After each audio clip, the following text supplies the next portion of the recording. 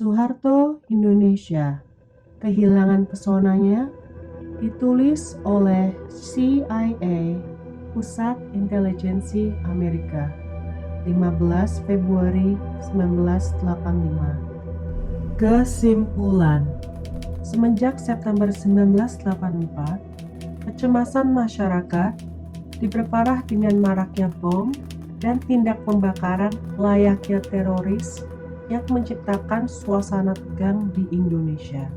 Ketakutan akan negara mengalami masa kekacauan mulai memicu kekhawatiran di antara masyarakat yang menganut kepercayaan kebatinan bahwa Presiden Soeharto mulai kehilangan mandat untuk memerintah. Kedutaan Amerika melaporkan bahwa banyak rumor beredar di Jawa Tengah kalau tahun 1985 akan menentukan arah Orde Baru Soeharto. Tingkat kecemasan bukanlah ancaman untuk pemerintah, tapi kami percaya pergolakan sosial dan spekulasi dari para mistiskus Indonesia cukup signifikan dalam politik. Bila kecemasan dan pemberontakan pada pemerintah terus berlangsung, keraguan atas narasi bahwa Soeharto adalah, dalam kutip, pemimpin amanat surga dapat menyebar secara luas dan menggerus kepercayaan publik terhadap pemerintahannya. Kondisi ini berpotensi memperlemah prospek Soeharto dalam menangani krisis ekonomi serta mewujudkan suksesi kekuasaan yang ia anggap dapat diterima. Peran penganut kebatinan, kepercayaan akan tradisi kebatinan, spiritualisme, dan parapsikologi memberikan pengaruh besar dalam masyarakat Indonesia. Tidak hanya orang awam, tapi juga pebisnis terpelajar, akademis, militer, dan pejabat negara berpangkat, termasuk anggota kabinet, juga percaya akan kebatinan. Pada tingkat yang berbeda-beda, kebatinan juga memainkan peran integral dalam persepsi dan pengambilan keputusan di kalangan mayoritas Muslim di Indonesia. Menurut laporan Kedutaan Besar Amerika, bahkan warga Indonesia yang menolak gagasan-gagasan tersebut mengakui bahwa kepercayaan-kepercayaan ini memiliki pengaruh signifikan terhadap banyak warga negara mereka, khususnya orang Jawa. Kepercayaan-kepercayaan tersebut yang mendahului kedatangan Islam yang relatif baru, sekitar abad ke-15, dan Kristen pada abad ke-17, dianggap sebagai komponen penting dari gaya keagamaan eklektik sebagian besar orang Jawa, baik Muslim maupun Kristen. Karakteristik sistem kepercayaan tersebut meliputi: pertama, keyakinan bahwa ruh leluhur mempengaruhi kejadian di bumi ini dan mengontrol lahirnya manusia yang terpilih untuk memimpin. Berdasarkan tradisi, bencana alam dan gejolak sosial mencerminkan bahwa pemimpin tak lagi disukai oleh roh leluhur, yang berarti tiba waktunya untuk ganti pemimpin. Maka dari itu, kebatinan biasanya akan muncul di saat maraknya tekanan sosial. Kedua, tradisi budaya meyakini bahwa masyarakat menghadapi ujian berat atau transformasi yang berulang, disertai dengan kekacauan domestik. Salah satu pola tersebut adalah siklus 20 tahunan. Gejolak besar terakhir terjadi setelah upaya kudeta komunis pada tahun 1965 yang membuka jalan bagi Soeharto untuk berkuasa dan berkontribusi pada persepsinya sendiri sebagai penyelamat bangsa. Sebelum 1965, pergolakan serupa terjadi pada 1926, ketika Partai Komunis mencoba memicu pemberontakan, dan pada tahun 1945, ketika Indonesia meluncurkan perang kemerdekaan melawan Belanda. Pola tersebut menguatkan keyakinan di antara penganut kebatinan bahwa setiap 20 tahun akan ada pemberontakan besar. Ketiga, beragam pusaka suci seperti pisau khusus upacara atau keris, dan boneka wayang yang diyakini memiliki kemampuan sihir untuk menguatkan atau melindungi pemiliknya. Begitu pula dengan beberapa titik lokal seperti goa spesial, kuburan raja, leluhur, dan Gunung Agung Sakti yang kerap dianggap tempat meditasi untuk mendapat wahyu dan kekuatan. Beberapa benda dan lokasi terkait dengan mandat ilahi yang diberikan kepada raja untuk memerintah, termasuk sebuah keris ajaib yang sekarang dimiliki oleh Soeharto. Beberapa goa dan istana sultan kuno di Solo dan Yogyakarta di Jawa Tengah. Sayang sekali kalimat berikutnya disensor oleh CIA. Ditambah lagi, Soeharto, meski seorang muslim, menurut laporan, dia menghabiskan masa remajanya sebagai murid seorang dukun terkemuka setempat, mempelajari teknik ramalan dan nubuat. Informasi mengenai proses pengambilan keputusan Soeharto terbatas.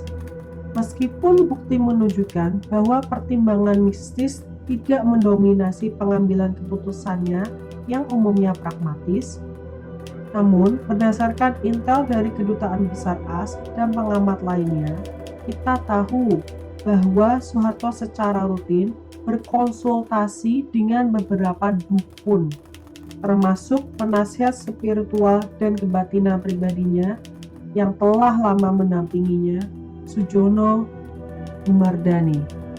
Salah satu contoh khas penggunaan simbol-simbol mistis oleh Soeharto adalah pemilihan tanggal 19 Maret 1966 untuk pengalihan kekuasaan dari Soekarno kepada dirinya sendiri dan penggunaan akronim Indonesia Super Semar untuk tanggal tersebut. Merujuk pada mitologi Jawa, Soeharto berusaha menarik kesejajaran antara kemenangan Kurcaci yang kikuk, Semar atas atasannya yang lebih berpengaruh, dan kemenangan Soeharto sendiri atas Soekarno yang lebih flamboyan. Rezim Soeharto mulai menunjukkan tanda-tanda keretakan setelah kerusuhan 12 September di Jakarta, di mana pasukan keamanan menembak dan menewaskan sejumlah demonstran, terjadi serangkaian ancaman bom, kebakaran, dan penyebaran pamflet Islam radikal. Serangan bom terkoordinasi terhadap beberapa tempat usaha milik warga Tionghoa pada tanggal 4 Oktober menandai fase kekerasan baru. Untuk laporan lebih lanjut seputar kebiasaan politik rezim Soeharto, baca laporan Indonesia mengencangkan Sekrup, perkembangan rezim otoriter Soeharto. Mau ngedengerin laporan yang dimaksud? Komen Soeharto di video ini ya. Oke, kita lanjut.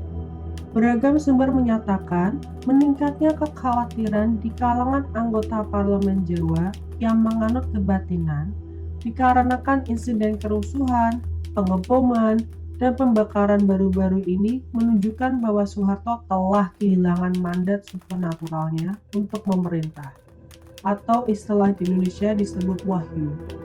Para penganut kebatinan juga memprediksi bahwa insiden-insiden ini dan insiden-insiden lain yang belum ditentukan sifatnya yang diperkirakan akan terjadi pada pertengahan tahun 1985 akan mengikis kehormatan Soeharto di mata publik.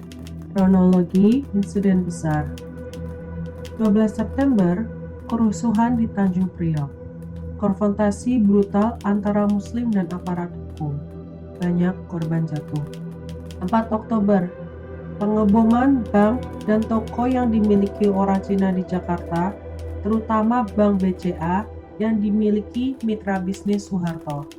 4 Oktober, pengeboman cabang Bank BCA di Pontianak, Kalimantan Barat. 17 Oktober, pengeboman pabrik Supermi yang dimiliki pebisnis Cina. 22 Oktober, kebakaran di toko Sarinah, Jakarta Selatan yang dimiliki oleh mitra bisnis putra Soeharto. Penyebab kebakaran tidak jelas. 29 Oktober, kebakaran klub dan restoran di komplek Chinatown yang dimiliki oleh mitra bisnis putra Soeharto. penyebab kebakaran tidak jelas. 2 November, kebakaran di bioskop dan toko. 2 November, kebakaran di bioskop dan toko. Kemungkinan besar pengeboman disebabkan oleh persaingan antar pebisnis Cina. 5 November, surat ancaman kepada kedutaan Amerika dan Australia. Ancaman pertama sejak musim semi. Ancaman lewat telepon kepada anggota kedutaan Amerika yang hidup di apartemen Komplek Jakarta. 8 November, ditemukan bom yang belum meledak di kantor pusat Pertamina, diiringi dengan ancaman lewat telepon. 11 November, kebakaran yang menghancurkan perkantoran yang dikontrol oleh sekelompok jenderal di Hotel Plaza Kartika, Jakarta. Penyebab kebakaran tidak jelas. 13 November, kebakaran yang menghancurkan perkantoran pemerintah di Sarinah, Jakarta. Salah satu komplek departemen store besar. Penyebab kebakaran tidak jelas. 14 November, ancaman bom palsu di pusat perkantoran American Express, gedung Artaloka, diiringi dengan ancaman lewat telepon. 24 Desember, pengeboman seminar Majelis Kristen menjelang Natal di Malang, Jawa Timur. Kemungkinan besar karena pergesekan agama lokal. 20 Januari, serangan bom tangan terhadap aparat polisi. 1 polisi terbunuh dan 2 cederai. 21 Januari, 9 bom terorganisir merusak Candi Borobudur, Jawa Tengah. Salah satu Tenggara Budaya. 31 Januari, kebakaran menghancurkan Kerajaan Sultan di Solo, Jawa Tengah. Salah satu Tenggara Budaya dan Spiritual. Tingkat kekhawatiran diperparah oleh meningkatnya kekecewaan di kalangan pejabat, politisi muda, dan pengusaha yang menilai bahwa Soeharto telah mendahulukan kepentingan keluarga di atas kepentingan negara. Ditambah lagi, aktivitas kriminal gangster meningkat di beberapa kota dan bisa jadi aparat penegak hukum akan sekali lagi mengambil tindakan hukuman keras seperti melanjutkan kampanye pembunuhan misterius.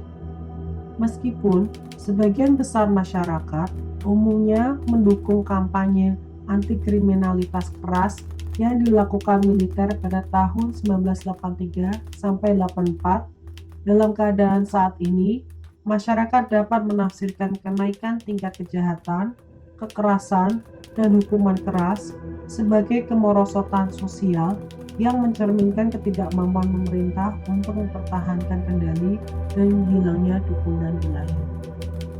Pemerintah belakangan ini tidak mampu mengontrol insiden-insiden tersebut. Meski pemberontakan serius belum terjadi, pengeboman tetap berlanjut.